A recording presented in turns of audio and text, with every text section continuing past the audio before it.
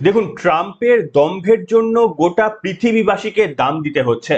আপনারা জানেন ইতিমধ্যেই ট্রাম্প চায়নার সঙ্গে একটা ডিল করেছে এবং তারপরেই ট্রাম্প বলেছে যে আমরা খুব শীঘ্রই ভারতের সঙ্গে একটা বড় ডিল করব এবং তিনি বলেছেন যে এটা সত্যিই খুব বড় হবে। জানি না কতটা বড় ডিল তিনি করতে চাইবেন, সেটা আগামী দিনেই যখন ডিলটা ফাইনাল হবে আমি আপনাদের সামনে বলবো।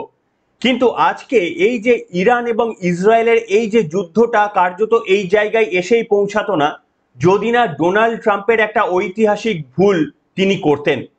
তিনি শুধুমাত্রই তার ইগো, তার ঔদ্ধত্যকে ধরে রাখার জন্য যা ইচ্ছা তাই করে গোটা পৃথিবীকে অস্থির করে ফেলেছেন। কেন? আপনারা কি জানেন?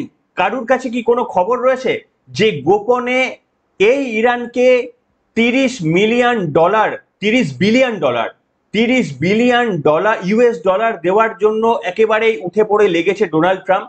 একবার ভাবতে পেরে দেখেছেন যে একদিকে ইরানের মধ্যে ঢুকে পারমাণবিক কেন্দ্রগুলোকে হামলা চালালেন GBU-57 দিয়ে, অন্যদিকে আবার তিনি সেই ডোনাল্ড ট্রাম্প আবার ইরানকে গিয়ে বলছে যে তোমরা তোমাদের পারমাণবিক সেন্টারগুলো, গবেষণা কেন্দ্রগুলো তোমরা চালু করো, আমরা তোমাদের 30 বিলিয়ন রুপিস দিচ্ছি। আপনারা কিভাবে বলবেন জানি না। দেখুন, মোহাম্মদ বিন তুগলক যখন ছিলেন সেই সময় আমরা ছিলাম না, তাই আমরা ইতিহাসের পাতাতেই পড়েছি, কিন্তু সত্যি ভাবিনি যে এইরকম একটা পরিস্থিতি আমাদের চোখের সামনেই একদিন দেখতে আমাদের হতে হবে। যাই হোক, এই সম্পর্কিত তথ্য আপনাদের সামনে আমি দেব। নমস্কার, welcome to simple as ABC. আপনাদের সকলকে স্বাগত জানিয়ে শুরু করছি আজকের বিশেষ বিশেষ খবর। আপনাদের মধ্যে কজন বিশ্বাস করেন যে ডোনাল্ড ট্রাম্পের এই ভুল নীতি যদি না থাকতো তাহলে আজকে ইসরায়েল এতটা অ্যাগ্রেসিভলি ইরানকে আঘাত করার জন্য উঠে পড়ে লাগতো না? কতজন বিশ্বাস করেন? যদি বিশ্বাস না করেন পুরো পর্বটা একটু মন দিয়ে শুনুন। দেখুন, ডোনাল্ড ট্রাম্প কি করেছে আপনারা দেখেছেন যে হঠাৎ করে 2 সপ্তাহ টাইম নিয়ে তিনি দুদিনের মধ্যে ইরানকে আক্রমণ করে তাদের 3টি পরমাণু সেন্টার সেগুলোকে গুড়িয়ে দেওয়ার দাবি করেছেন, বলেছেন উই অলরেডি হ্যাভ অবলিটারেট। কিন্তু সেগুলো আদতে ধ্বংস বা নিশ্চিহ্ন হয়েছে এমন কোনো প্রমাণ পাওয়া যায়নি, বরঞ্চ ইরানের তরফ থেকে বারবার বলা হচ্ছে কিংবা অন্যান্য আন্তর্জাতিক সংস্থার তরফ থেকে বলা হচ্ছে যে সেখানে কোনো রকমেরই তেজস্ক্রিয়তা ছড়ায়নি। অর্থাৎ পারমাণবিক সেন্টারগুলো অক্ষুণ্ণ রয়েছে, শুধুমাত্র ওই যাত্রা অভিমুখে বেরোনো ঢোকানোর জায়গাটা সেটা হয়তো ক্ষতিগ্রস্ত হয়েছে, সেটা ইরান নিজেই সারিয়ে ফেলতে পারবে। তার মানে খুব স্বাভাবিকভাবে ইরান আবার তাদের পরমাণু অস্ত্র সমৃদ্ধিকরণ, ইউরেনিয়াম সমৃদ্ধিকরণ প্রকল্প শুরু করতে পারবে। এই কারণে ট্রাম্প কি করেছে জানেন? যেটা আপনাদের বললাম, নিজের ফেস বাঁচানোর জন্য, মুখ বাঁচানোর জন্য আবারও 30 বিলিয়ন ডলারের চুক্তি করতে চেয়েছে ইরানের সঙ্গে, এবং সেটা অফিসিয়ালি নয়। ট্রাম্পের একজন বন্ধু রয়েছে, তার নাম রয়েছে স্টিভ উইটকফ। এই স্টিভ উইটকফ একজন প্রভাবশালী এবং ধনী রিয়েল এস্টেটের বিজনেস ব্যক্তি। তাকে দিয়ে ইরানের কাছে 30 বিলিয়নের একটা চুক্তির প্রস্তাব দিয়েছেন এবং বলেছেন ইরান যদি রাজি থাকে তাহলে 30 বিলিয়ন ইরানের হাতে তুলে দেবেন। তবে সেদিকে হুঁশিয়ারি রয়েছে, তিনি বলেছেন মানে আমেরিকার কাছ থেকে সেই টাকা যাবে না, গলফ কান্ট্রি সৌদি আরব কিংবা কাতার এদের সঙ্গে কথা বলে, ইউএইর সঙ্গে কথা বলে তারপরে তাদের কাছ থেকে সেই টাকা তুলে ইরানকে দেবে। কেন না? ইরান যাতে পরমাণু সমৃদ্ধিকরণ চালিয়ে যেতে পারে। ভাবুন একবার, নিজেই গিয়ে ধ্বংস করে আসলো, তাকে কেউ ধ্বংস করতে বলেনি। তিনি কূটনৈতিকভাবে চাপ সৃষ্টি করতেই পারতেন, চাপ না সৃষ্টি করে তিনি B2 এবং GBU-15 দিয়ে ধ্বংস করার চেষ্টা করলেন এবং মুখ পুড়ল। তার জন্য গোটা আমেরিকার মুখ পুড়ল। কেন না? তার কারণ তাদের নিউজ পেপারগুলো, প্রথম সারির নিউজ পেপারগুলো বলে দিয়েছে যে একেবারে তারা কখনোই ধ্বংস করতে পারেনি, সাময়িকভাবে তারা পিছিয়ে দিয়েছে কিন্তু তারা ধ্বংস করতে পারেনি। এই কারণে এবার ব্যাক চ্যানেল দিয়ে, উল্টো দিক দিয়ে 30 বিলিয়ন ডলারের ঘুষ দিয়েছে। শুধু তাই নয়, আরো বলেছে যে যে 6 বিলিয়ন ডলার ইরানের আটকে রয়েছে তাদের এই পরমাণু অস্ত্র সমৃদ্ধিকরণের জন্য, যে নিষেধাজ্ঞাগুলো আটকে রয়েছে সেগুলো তিনি ছেড়ে দেবেন। অর্থাৎ প্রায় 36 বিলিয়ন ডলার একটা প্রস্তাব, একটা মুখরোচক প্রস্তাব ইরানের কাছে দিয়েছেন। তবে ইরানের তরফ থেকে এখনো পর্যন্ত স্বীকার করা হয়নি বা এটা নিয়ে অ্যাকসেপ্ট করা হয়নি। কিন্তু ইরানের অন্য একটি প্রসঙ্গে খামেনেই, সর্বোচ্চ ধর্মীয় নেতা, তিনি বলেছেন আমেরিকার গালে জোড়া থাপ্পড় মেরেছে ইরান, যে তিনি দাবি করেছেন। কেন না? আমেরিকার বিভিন্ন জায়গায় তারা হামলা করেছে, মানে আমেরিকার বিভিন্ন সেন্টারগুলোতে যেগুলো ওই ওমান কাতারে ছিল সেই জায়গায় তারা হামলা করেছে বলে তারা গর্ববোধ করে বলেছে যে আমেরিকাকে পাঙ্গা নেওয়ার ক্ষমতা আমাদের রয়েছে, কিন্তু আমেরিকা আমাদের কিচ্ছু করতে পারেনি, আমরা জোড়া থাপ্পড় মেরেছি। ঠিক এই জায়গাতে এসে আমি আপনাদের সামনে একটা ব্যাখ্যা করব যে কেন আমি এটাকে বলেছি যে একটা ব্লান্ডার, একটা ঐতিহাসিক ভুল। আপনারা কি জানেন যে যখন বারাক ওবামা ছিলেন 2015 সালে একটা চুক্তি করেছিলেন এই বারাক ওবামা, যার নাম ছিল জেসিপিওএ। জেসিপিওএ একটা চুক্তি করেছিলেন ইরানের সঙ্গে, যেটার ফুল ফর্ম হচ্ছে joint comprehensive plan of action. এই জয়েন্ট কম্প্রিহেন্সিভ প্ল্যান অফ অ্যাকশনে 2015 সালে যে চুক্তিটা বারাক ওবামা করেছিল সেখানে বলা হয়েছিল যে ইরান ইউরেনিয়াম সমৃদ্ধিকরণ করতে পারবে একটা লিমিট পর্যন্ত, তার বেশি নয়। কতটা সেই লিমিট? না 3.67%-এর নিচে সমৃদ্ধিকরণ রাখতে হবে, তার বেশি তারা করতে পারবে না। 3.67% সমৃদ্ধিকরণ ইউরেনিয়ামের করতে পারবে। সেন্ট্রিফিউজের সংখ্যা কমাতে হবে এবং ফার্দো আর নাতানাজ পারমাণবিক কেন্দ্রে কার্যক্রম সীমিত করতে হবে বলে একটা চুক্তি করা হয়েছিল ওবামার যখন ছিলেন তখন, এবং তাতে স্বাক্ষর করেছিল আমেরিকা যুক্তরাষ্ট্র ছাড়াও ফ্রান্স, জার্মানি, রাশিয়া, চীন এবং ইউরোপীয় ইউনিয়ন। ভেবে দেখুন, এতগুলো গুরুত্বপূর্ণ দেশকে সঙ্গে নিয়ে একটা চুক্তি হয়েছিল, ঐতিহাসিক চুক্তি। সেই চুক্তিতে ইরান মেনে নিয়েছিল যে ঠিক আছে, চুক্তি মতো যা হয়েছিল আমরা সবগুলো মেনে নিচ্ছি, যে আমরা পরমাণু সমৃদ্ধিকরণ ওই 3.5%-এর বেশি করব না, এবং আমরা এই যে যদি আমাদের কোথায় কোথায় সেন্টারগুলো রয়েছে সেগুলোকে বাইরের কোনো পরিদর্শকদের দ্বারা তারা ভিজিট করতে পারবে, এই রকম চুক্তিতেও তারা রাজি ছিল। তারা পরমাণু অস্ত্র সমৃদ্ধিকরণের কাজটা করেনি, তারা শুরু করেছিল ডোনাল্ড ট্রাম্প প্রথমবার যখন ক্ষমতায় এসেছিলেন 2018 সালে। সেই 2018 সালে ক্ষমতায় আসার পর ডোনাল্ড ট্রাম্প কি করলেন, এই চুক্তিটা তিনি নিজে কত বড় মহান ব্যক্তি সেটা বোঝানোর জন্য ওবামার তৈরি করা এই চুক্তিটা তিনি এসেই ভেঙে দেন।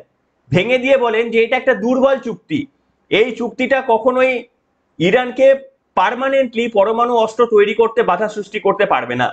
তাই আমি যখন এসে গেছি ক্ষমতায় আর কেউ আটকাতে পারবে না, এই চুক্তি আমি বাতিল করে দিলাম, এবার আমি বাকি খেলা খেলে দেব। কিন্তু তারপরে কি হলো, ইরানের কাছে একটা সুযোগ এসে গেল, যেহেতু চুক্তি বাতিল হয়ে গেছে, ইরান নিজে করেনি, ডোনাল্ড ট্রাম্প নিজেই বাতিল করে দিয়েছে, এবং এই চুক্তি বাতিল করার পর ইরান আবারও সমৃদ্ধিকরণ করতে শুরু করে, এবং যেটা তাদের 3.5% আটকে রাখার কথা ছিল সেটা তারা 60% নিয়ে চলে যায়।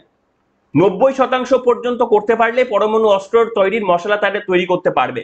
সেখানে ডোনাল্ড ট্রাম্পের বোকামির জন্য তারা 3.5% থেকে 60% সমৃদ্ধিকরণ ইউরেনিয়াম করে ফেলে।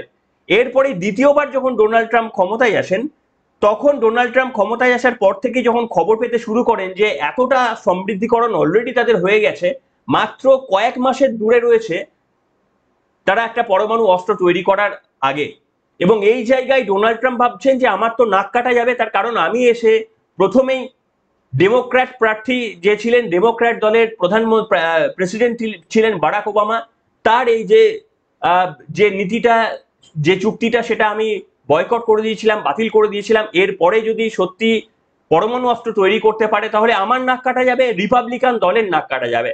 আর সেই কারণে কার্যত ইসরায়েলকে বোরে করে, নিজে যুদ্ধে জড়াবে না বলে ইসরায়েলকে বোরে করে সেই যুদ্ধটা ইসরায়েলের থ্রু দিয়ে চালিয়ে গিয়েছেন, এবং ইসরায়েলকে সমস্ত রকমের অস্ত্র সাপ্লাই করে গিয়েছেন। ইসরায়েলের লাভ কি? ইসরায়েলের ঘোষিত, আমি বলেছি, বেগিন ডক্ট্রিন। তাদের মনে হয়েছে, তাদের একটা ঘোষিত নীতি রয়েছে বেগিন ডক্ট্রিন, সেটা হচ্ছে তারা যাদের শত্রু দেশ বলে মনে করে সেই শত্রু দেশের কাছে পরমাণু অস্ত্র থাকলে ইসরায়েল এমনিতেই তাদেরকে ধ্বংস করার জন্য আক্রমণ করে। ইসরায়েল দীর্ঘদিন ধরে 2005 সাল নাগাদ থেকে শুরু করে ইরানের পরমাণু বিজ্ঞানীদের একে একে ভেতরে গিয়ে ধ্বংস করে আসছিলেন, এবং ইসরায়েল যখন দেখলো যে ট্রাম্প নিজে এসে অফার দিচ্ছে, সেটা হচ্ছে অঘোষিত অফার, এরকম প্রথম থেকেই নয়, মানে ওপর গোটা পৃথিবী জানলো এরকম নয়, একেবারে একটা প্রক্সি ওয়ার খেলার চেষ্টা করলো ডোনাল্ড ট্রাম্প ইসরায়েলের হাত ধরে। অর্থাৎ যুদ্ধ করবে ডোনাল্ড ট্রাম্প, অস্ত্র দেবে ইসরায়েলকে, ইসরায়েল অ্যাকচুয়ালি প্রক্সি ওয়ারটা ইসরায়েলের থ্রু দিয়ে হবে। তারপরেই যখন দেখলো যে একটা সময় এসে এই যে 300 ফুট গভীরে পরমাণু অস্ত্রগুলো রয়ে গেছে, ইসরায়েলের পক্ষে ভাঙা সম্ভব নয়, তখন তিনি ভাবলেন যে আমাকে এবারে যুদ্ধে জড়াতেই হবে। হঠাৎ করে যুদ্ধের সিদ্ধান্ত নিয়ে নিলেন, কাউকে কিছু বললেন না, এবং সেটা তিনি শেষও করতে পারলেন না। আমি আপনাদের সামনে বলেছিলাম ডোনাল্ড ট্রাম্পের হাতে দুটি রাস্তা ছিল, এক যুদ্ধে না জড়ানো, কূটনৈতিকভাবে ইরানকে টেবিলে নিয়ে আসা, আর দ্বিতীয়ত হচ্ছে যুদ্ধে যদি আমি জড়াই তাহলে ওগুলোকে ধ্বংস করেই আসবো। তিনি কোনোটাই পারলেন না, কোনোটাই না পেরে এমন একটা অচলাবস্থা সৃষ্টি করে দিলেন যে তিনি এই মুহূর্তে ইরানের সঙ্গে আর কোনো রকমের চুক্তি নেই, যে চুক্তি ছিল সেটাও তিনি ভেঙে দিয়েছেন। অর্থাৎ ইরানের কাছে এখন আর কোনো বাধ্যবাধকতা নেই যে তারা পরমাণু অস্ত্র তৈরির জন্য সমৃদ্ধিকরণ করতে পারবে না, এরকম কোনো বাধ্যবাধকতা নেই। দ্বিতীয়ত হচ্ছে ইরান বুঝে গিয়েছে যে আমেরিকা সর্বোচ্চ শক্তি প্রয়োগ করেও তাদের চুলটি বাঁকা করতে পারেনি। তাহলে বুঝতেই পারছেন, চুল যদি বাঁকা করতে না পারে এর পরবর্তী যুদ্ধতেও কিছু করতে পারবে না, সেটা আমেরিকাও বুঝে গিয়েছে। এবং আমেরিকার নাক কাটা যাবে যে একটা কম দুর্বল শক্তিশালী দেশ, কম শক্তিশালী দেশকে যদি 2-3 বার আক্রমণ করতে হয় তাহলে আমেরিকার আর শক্তির পরিচয় গোটা বিশ্বের কাছে লজ্জার ব্যাপার হয়ে যাবে।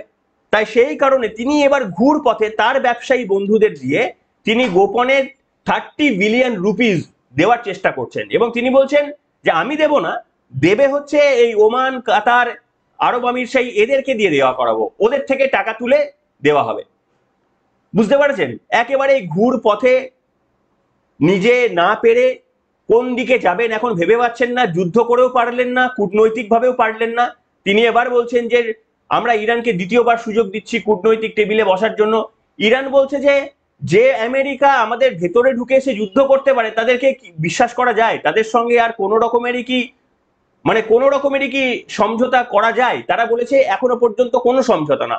তাহলে বুঝতে পারছেন ডোনাল্ড ট্রাম্পের কার্যত মুখটা পুরলো, আমেরিকার মুখ পুরলো, পৃথিবীর মহান শক্তিশালী দেশ নাকি কিচ্ছু করতে পারলো না। তাহলে এই পরিস্থিতিতে শুধু নিজেই বিপদে পড়লো এমনটা নয়, নিজের মুখ পুরলো এমনটা নয়, ইরান একেবারেই চ্যালেঞ্জ নিয়ে নিয়েছে তারা পরমাণু অস্ত্র তৈরি করবে। এবং আমি আপনাদের সামনে বলছি ইরান পরমাণু অস্ত্র তৈরি করে ছাড়বে, ডোনাল্ড ট্রাম্পের কিচ্ছু করার ক্ষমতা নেই। তিনি যতটা গর্জান ততটা বর্ষাতে পারেন না, এইটাই হচ্ছে তার প্রধান প্রবলেম। তিনি নিজেকে সর্বোত্তম লিডার, গোটা পৃথিবীর শ্রেষ্ঠ ব্যক্তি বলে মনে করার চেষ্টা করেন, এবং তিনি মনে করেন তিনি নোবেল প্রাইজের দাবিদার। বারাক ওবামা পেয়েছিল, তাই তাকেও পেতে হবে। সেই কারণে তার বিভিন্ন রকমের কমপ্লেক্স রয়েছে, সেই কমপ্লেক্স থেকে কার্যত আমেরিকাবাসী এমনকি গোটা বিশ্ববাসীকে তিনি একটা প্রবলেমের মধ্যে ফেলে যাচ্ছেন। এইভাবে একতরফা ইরানকে আক্রমণ করার কোনো যৌক্তিকতা ছিল না ডোনাল্ড ট্রাম্পের, আর যদি করলেন তাহলে একেবারে ধ্বংস করে দিয়ে আসতে পারতেন। তাহলে ওই সিরিয়া এবং ইরাকের মতো আর কোনোদিন স্বপ্ন দেখতে পারতো না ইরান। সেটা যখন পারলেন না, মুখ পোড়ালেন কেন? যাই হোক, আপনারা লিখে জানাবেন যে কতটা হাস্যকর যে যুদ্ধ জড়িয়েও যুদ্ধে না পেরে এবার ব্যাক চ্যানেল দিয়ে 30 বিলিয়ন দেওয়ার চেষ্টা করছে। আপনারা কি মনে করেন ইরান এই টাকাটা নেবে? ইরান কি এই টাকাটা নিয়ে, ইরান নিজেরা প্রমাণ পেয়ে গিয়েছে ট্রাম্প কিছু করতে পারেননি, তাহলে কি মনে করেন যে এরপরে ইরান আর এই টাকাটা নিতে চাইবে? আপনাদের মতামত লিখে জানাবেন, এবং ডোনাল্ড ট্রাম্প সম্পর্কে আপনাদের কি বক্তব্য সেটাও লিখে জানাবেন আজকের এই পর্বে। এখনকার মতো এখানেই।